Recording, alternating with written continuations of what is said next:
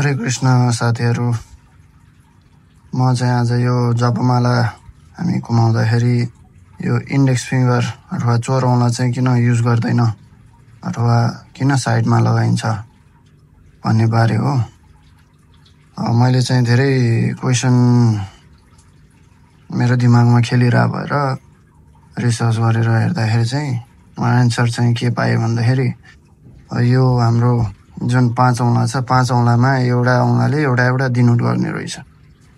हाम्रो थम्बले चाहिँ परमात्मा अथवा सुप्रिम सेल्फ भगवानलाई डिनोट गर्छ भनेदेखि इन्डेक्स फिङ्गर हाम्रो यो जुन 4 औँलाले चाहिँ हाम्रो अहङ्कार इगोलाई डिनोट गर्छ।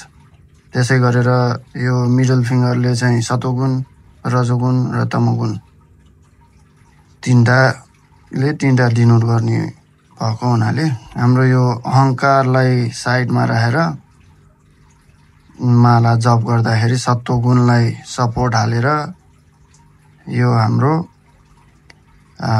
परमात्मामा पुग्न सकिन्छ भन्ने हिसाबले यो जपमाला गरिन्छ है त। यति सुनिदिनु भयो, धेरै धेरै धन्यवाद छ।